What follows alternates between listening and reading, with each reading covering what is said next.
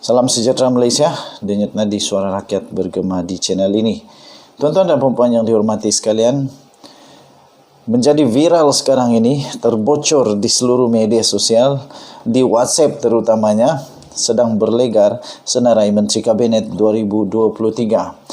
Senarai Menteri Kabinet 2023 ini diterajui oleh Perdana Menteri dan dua orang timbalan Perdana Menteri, seorang daripada Semenanjung Malaysia dan juga satu lagi daripada Sabah. Dan kemudiannya menteri-menteri yang ada di dalam kabinet ini tidak ramai, hanya ada 1, 2, 3, 4, 5, 6, 7, 21, 22, 23, 24 orang sahaja di dalam kabinet menteri untuk senarai Menteri Kabinet Malaysia 2023 yang sekarang ini menjadi viral. Saya sebutkan satu persatu. Perdana Menteri Malaysia yang amat berhormat Datuk Seri Haji Anwar bin Ibrahim adalah dinamakan sebagai Perdana Menteri. Ini sudah sah, memang sah bahawa Perdana Menteri adalah Datuk Seri Haji Anwar bin Ibrahim. Kemudian timbalan Perdana Menteri satu pula, menurut dokumen ataupun maklumat yang menjadi viral di media sosial sekarang ini, adalah timbalan Perdana Menteri pertama yang berhormat Datuk Seri Utama Haji Muhammad bin Haji Hassan. Kemudian timbalan Perdana Menteri dua pula, tuan-tuan dan puan-puan, adalah daripada negeri Sabah, iaitu Datuk Seri Panglima Muhammad Syafiee bin Abdal. Jadi itu adalah tiga orang teratas yang dikatakan bakal menerajui kerajaan Malaysia, kerajaan perpaduan di bawah payung Seri Paduka Baginda Yang di-Pertuan Agong. Kemudian menteri-menterinya pula, tuan-tuan dan puan-puan, yang pertama adalah Menteri Keuangan. Menteri Keuangan ini adalah menteri yang memang sudah cukup berpengalaman di dalam soal-soal keuangan, di dalam ekonomi dan sebagainya, iaitu Menteri Keuangan Johari Abdul Ghani. Dan seterusnya, untuk yang sedang dinanti-nantikan oleh seluruh rakyat Malaysia, iaitu Rafizi Ramli. Ternyata Rafizi Ramli turut berada di dalam kabinet yang sekarang ini viral, iaitu senarai kabinet Menteri Kabinet bagi tahun 2022. Menteri Perdagangan Antarabangsa dan Industri, Menteri Perdagangan Antarabangsa dan Industri dinamakan ialah Muhammad Rafizi bin Ramli. Dan seterusnya, untuk Menteri Pengangkutan pula adalah daripada DAP, iaitu Setiausaha Agung DAP. Menteri Pengangkutan adalah Anthony Loke Siu Fok. Manakala Menteri Luar Negeri pula adalah Chang Lee Kang. Dan walaupun banyak yang meragui, tetapi menteri-menteri yang disenaraikan ini pada pendapat saya adalah menteri yang baik, yang cukup berpengalaman dan sebagainya. Seterusnya adalah Menteri Dalam Negeri Saifuddin Nasution Ismail.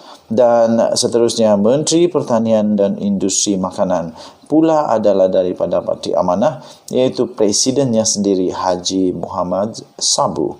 Dan seterusnya, Menteri Komunikasi dan Multimedia pula adalah Dr. Samsul Anwar Nasrallah. Dan seterusnya, Menteri Sains, Teknologi dan Inovasi pula adalah daripada DAP. Maafkan saya kalau saya salah, kamu betulkan saya kalau saya salah ya. Menteri Sains, Teknologi dan Inovasi Yeo Bei Yin.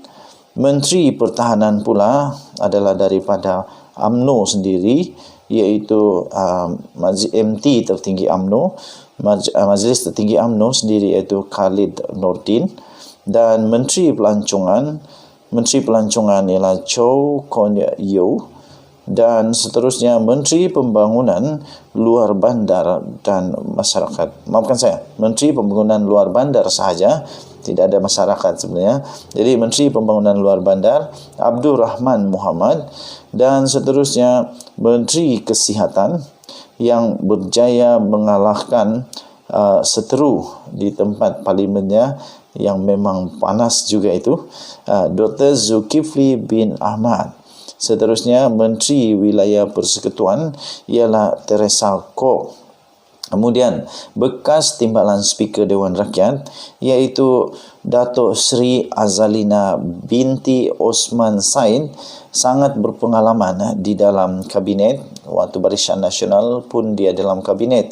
Waktu Perikatan Nasional, Kerajaan Campuran Perikatan Nasional BN, dia juga di dalam bukan dalam kabinet, tapi beliau dilantik sebagai senator untuk menjadi timbalan Speaker Dewan Rakyat. Dan seterusnya, tuan-tuan dan puan-puan, untuk Menteri Pembangunan Wanita pula dituliskan di sini adalah Hannah Yeoh. Dan seterusnya, Menteri Perusahaan, Perladangan dan Komoditi. Menteri Perusahaan, Perladangan dan Komoditi dituliskan nama di sini adalah Haji Adli Zahari.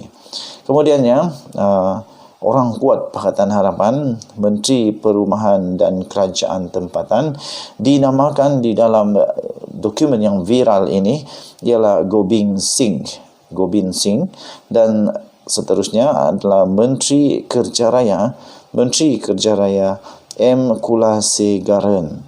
Dan Menteri Sumber Manusia pula adalah dinamakan sebagai oleh Encik Saravanan. Dan Menteri Perdagangan Dalam Negeri dan Hal Ehwal Pengguna, Menteri Pembangunan Dalam Negeri dan Hal Ehwal Pengguna pula adalah Chong Cheng Jin. Menteri Perpaduan Negara pula disandang oleh Dr. Wan Azizah binti Datuk Dr. Wan Ismail. Dan 3 menteri terakhir adalah Menteri Belia dan Sukan, sekali lagi dinamakan Syed Saddiq bin Syed Abdul Rahman.